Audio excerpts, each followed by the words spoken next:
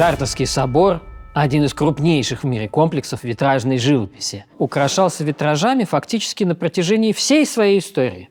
Но апогей пришелся на время выстраивания нынешнего готического здания на первую половину XIII века. В южном нефе, то есть на южной, хорошо освещенной солнцем стене, расположен витраж, рассказывающий притчу о добром самаритянине. Некий законник, то есть ученый-иудей, задал Иисусу каверзный вопрос: «Кого мне считать тем ближним, которого велено любить, как себя самого?» В ответ Иисус рассказывает о том, как на человека по дороге из Иерусалима в Иерихон напали разбойники. Он лежит полумертвый и раздетый.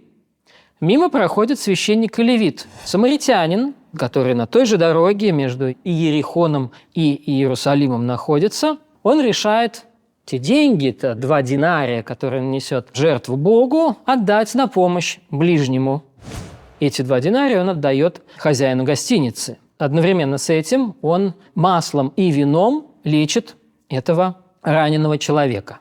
Притча о самаритянине про истинное нелицемерное милосердие. В Шартре это ясное как день мораль выражается во многих нарративных и типологических витражах. Витраж доброго самаритянина – один из них.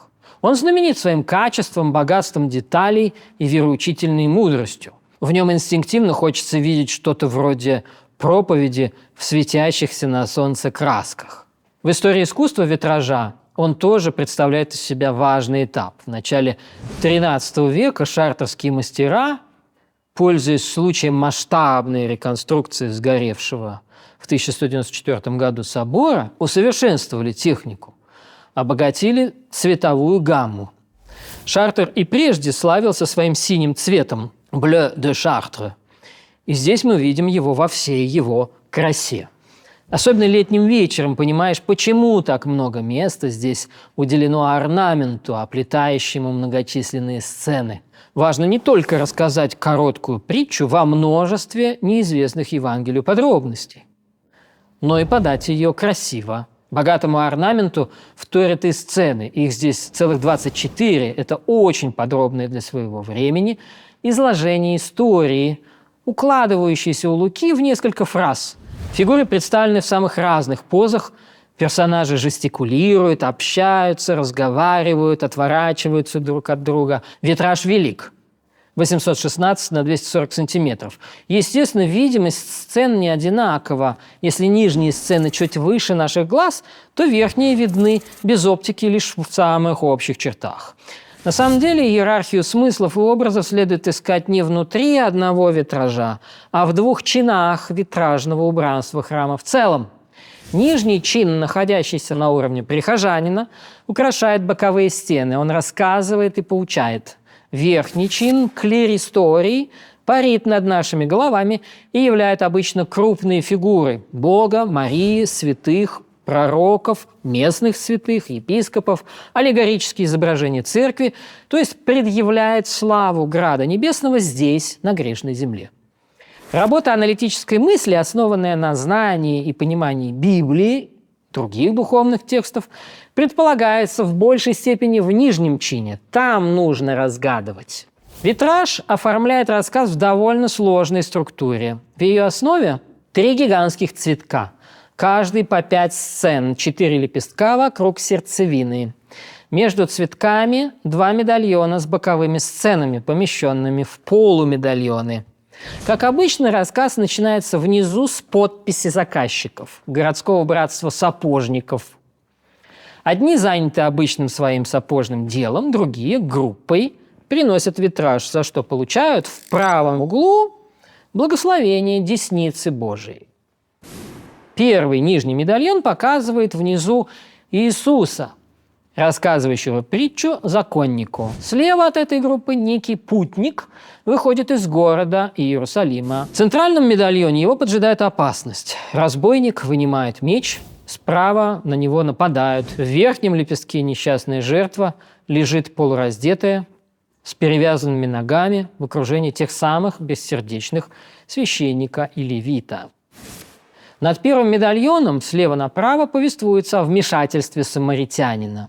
Он перевязывает раны пострадавшего, везет его на своей лошади в гостиницу, передает на руки владельцу. Следующий пятичастный медальон сначала завершает рассказ. Самаритянин обещает скоро вернуться, прежде чем выйти через красную дверь. Затем идет рассказ о сотворении Адама и Евы, следуя 2 и 3 главам книги Бытия.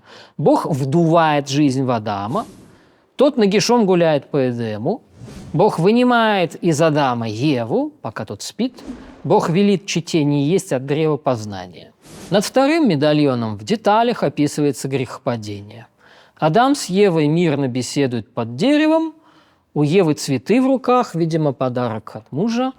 Ева, подстрекаемая крылатым змеем, пробует яблоко. Сцену отметим на красном фоне. Бог обнаруживает грешников, стыдящихся своей наготы, тем самым являя, что грех совершен. Заключительный пятичастный медальон вводит историю сотворения человечества во всемирную историю, в эсхатологию. Внизу ангел выгоняет прародителей из сада. Стоящий в центре Бог обращается к Адаму пахарю и Еве пряхе, видимо, объясняя, как им теперь в поте лица придется трудиться в этом диком мире, вне земного рая. Справа Каин убивает Авеля. В верхнем лепестке Христос во славе явлен как Спаситель мира и как судья, сидящий на радуге, согласно Откровению. Притча о самаритянине, как мы сказали, про сострадание, милосердие, надежду на личное спасение через это самое милосердие. Но почему визуальным комментарием к притче оказывается именно сотворение человека, первые грехи, тяготы труда и, наконец, грядущее воздаяние? Перед нами так называемый типологический витраж, построенный на тщательно продуманном сопоставлении сюжетов и образов двух заветов. Этот метод был давно разработан христианскими экзегетами, начиная с Оригена. Многие их тексты были доступны в богатой соборной библиотеке Шартра. Многое было известно и художникам по монументальной живописи, по иллюстрированным Библиям. Наконец, еще раньше притча была иллюстрирована витражистами соседнего Санса около 1200 года, чуть более далекого, но тоже крупного города Буржа около 1215. Но те витражи читаются сверху вниз. Согласно ранней экзегезе, путник, он подписан Пеллегринус, Адам – аллегория раненого человечества. Иерусалим – это райское блаженство, которого он лишился. И Иерихон – это дольний мир страданий. Нападение грабителей – это грехопадение. Невнимание священника и левита – бессмысленность старого закона, Ветхого Завета. Самаритянин, наконец, это Христос, принесший миру спасение в виде масла и вина, изображенных в руках у самаритянина. Постоялый двор с его ярко-красной дверью – это, собственно, церковь. Если приглядеться, самаритянин передает владельцу гостиницы 2 динария, а не прямо на рамке. То ли это намек на спасительное действие безвозмездного дара, щедрости, то ли на более широком символическом уровне залог спасительных таинств. Главное здесь именно бескорыстное милосердие и есть путь к спасению не только спасаемого, но и спасающего. Наконец, самаритянин уже в центральном панно, когда раненого удобно устроили в постели, обещает вернуться. Это ли незримое обещание второго пришествия Христа? Наверняка оно. Ведь его мы и видим вернувшимся на вершине витража. История сотворения и падения человечества занимает больше места, чем, собственно, притча. Это нормально. В Бурже и Сансе то же самое. Но есть и разница. Там ветхозаветные сцены обрамляют, окружают, последовательно раскрывают конкретные сцены притчи. Не запутаешься. Притча выведена в осевых ромбах в Сансе и в осевых же медальонах в Бурже. В Шартре сначала рассказывается притча, затем единым блоком выступает книга Бытия во всем известных сюжетах. В обоих способах визуальной проповеди были свои плюсы и свои минусы. В Шартре притча целиком хорошо читается, потому что близко к зрителю.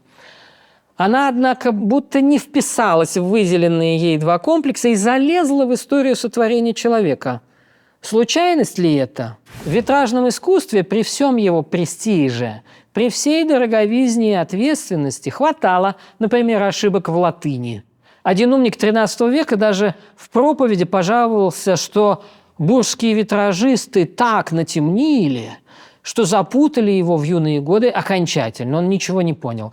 Но история сотворения прародителей, их первые будни и убийство Авеля – тоже всем понятные сюжеты. Посетителю Шартра нужно было просто соотнести их с притчей, и художник ему в этом помогал. С вами был Олег Воскобойников, программа «Бог в деталях».